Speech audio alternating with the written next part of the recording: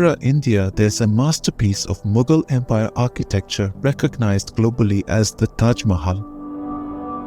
It spans 42 acres. This shimmering mausoleum is adorned with lovely gardens with clouds of sorrow and sadness still lingering over it. Once again, warmly welcome, constructed about 4 centuries ago, this beautiful edifice was the largest and most stunning of its era, and it's currently considered one of the 7 wonders of the world. 2,000 laborers labored day and night, taking 22 long years to complete this majestic structure. If we estimate its value in today's era, this precious tomb of marble surprisingly costs more than $1 billion, which is 7,500 crores. This is because in this building, Mughal architects embedded numerous marks of their craftsmanship, which are still being acclaimed by top engineers worldwide. They designed the building in a way where it appears exceedingly large from behind the main gate. However, as you approach the gate, the size appears to diminish automatically. Amongst the many intriguing architectural techniques used, the 4 minarets surrounding the structure were not erected straight, but were slightly tilted outwards. This was because, if they were constructed straight, they would have given an impression of tilting inwards when viewed from a distance, a perception you can notice in these mosques.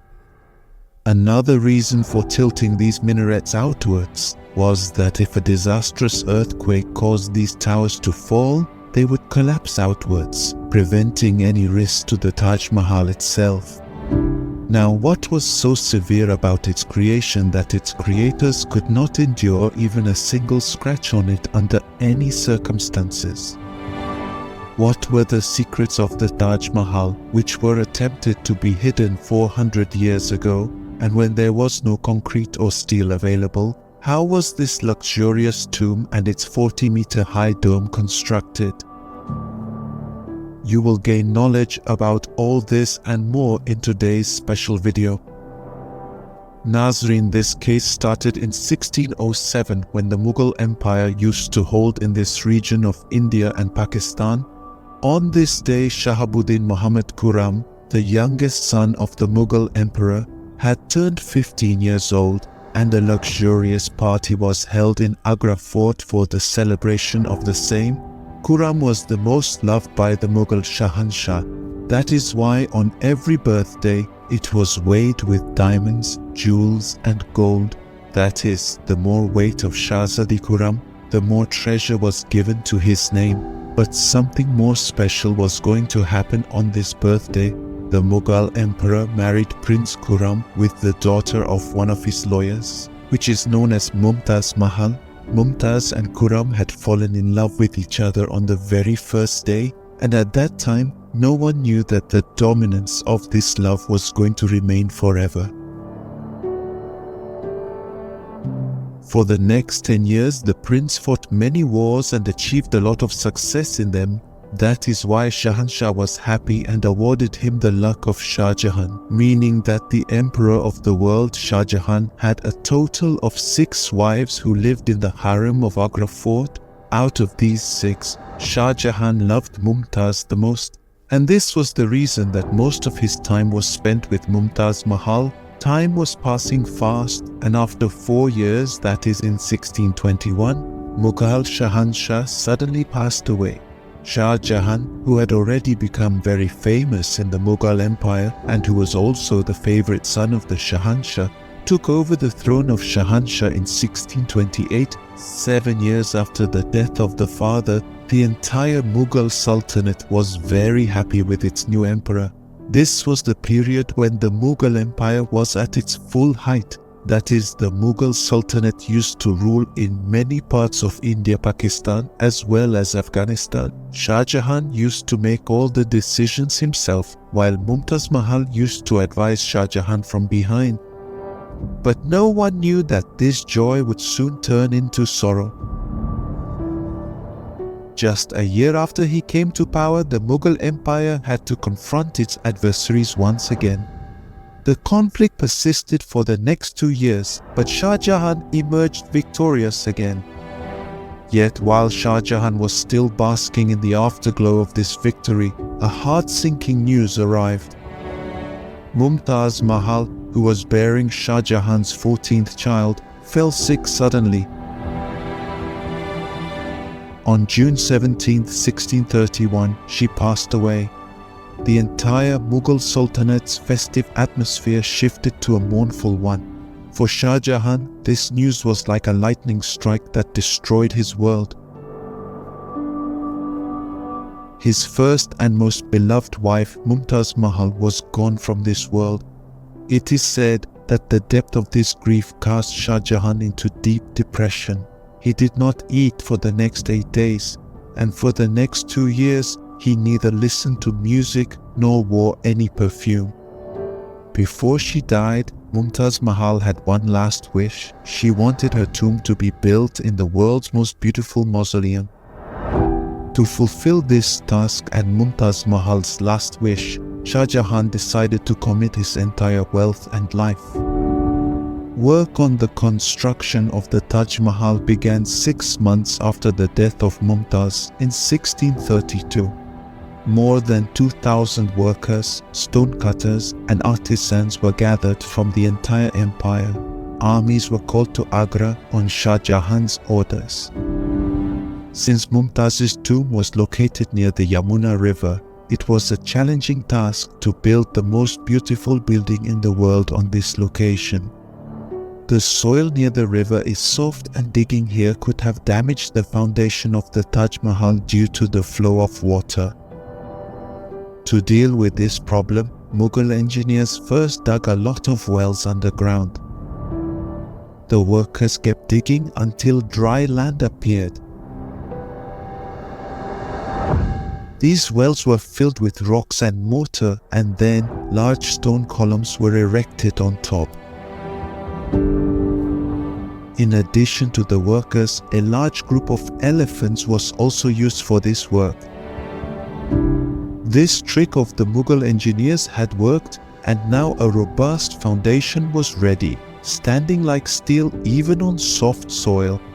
After the foundation was laid, it was time for a unique building design, one that had never been seen before and would break all previous records. For the design of the Taj Mahal, Shah Jahan drew inspiration from the tombs of his father and grandfather. He derived the concept for the minarets from his father's tomb, the idea for the main structure from his grandfather's, and the concept for the dome from his uncle's tomb. When these elements were combined, a splendid and luxurious design emerged. To build this structure, millions, not thousands of bricks were baked on site. It was not an easy task. Huge sums of money were invested in this project, rapidly depleting the royal treasury. However, Shah Jahan was adamant on completing the work at any cost. It is said that the construction of the Taj Mahal involved so many people that the surrounding areas were almost out of food and supplies. To meet the needs of about 2,000 workers and artisans, Shah Jahan imported grain from all nearby areas to Agra. After years of hard work, the structure of the building was completed, and then came the time to embellish it with marble. This marble was imported from Rajasthan, about 400 kilometers away from Agra, because the Makrana marble from there is still regarded as the finest in the world. Until then, no one was allowed to buy this marble. With the help of 1,000 elephants, thousands of tons of marble were transported from Rajasthan to Agra. A grand total of 1,000 elephants were employed to help transport thousands of tons of marble from Rajasthan to Agra. The dome of the Taj Mahal is so large that its size can only be comprehended by seeing it with one's own eyes. Today, such domes can be easily constructed with steel structures, but 400 years ago they were built with the support of stones alone. The stress calculations made by Mughal engineers in constructing this dome would elicit praise from today's engineers. The Taj Mahal was decorated with pietra dura, a type of artwork in which a semi-precious stone is inserted into marble The marble is carefully and delicately carved according to the shape of the gem, and the stone is then fixed into place with adhesive. The glue used in the Taj Mahal was not your everyday adhesive. It was found through scientific research and testing to be made of molasses, lemon juice, and a type of powder. The same adhesive is still used in the restoration of the Taj Mahal today. One unique factor about the Taj Mahal is that it changes color 4 times in a single day. Before sunrise, it gives off a black-like shade, a light yellow and pink hue after the sun has risen, a fresh and radiant appearance like pearls shining against the blue sky in the afternoon, and the entire structure appears golden as the sun sets. After 22 years, in the year 1654, the construction of the Taj Mahal was completed. Shah Jahan had managed to build the world's most beautiful tomb in memory of his wife. Shah Jahan named this luxurious building as a tribute to his beloved spouse. The Taj Mahal was named after Mumtaz Mahal. Shah Jahan used to visit the Taj Mahal every year via the Yamuna River on the anniversary of Mumtaz's death. The entrance to the Taj Mahal was exclusively made for the royal family, and the walls of this entrance were adorned with beautiful carvings, intended perhaps just for royal eyes. Shah Jahan's pricey project was completed, but it almost led to the ruin of the Mughal Sultanate. In 1658, after 4 years, Shah Jahan's son dethroned him and crowned himself Shahanshah of the Mughal Empire. Shah Jahan, who had sat on the throne for 30 years, was imprisoned in Agra Fort.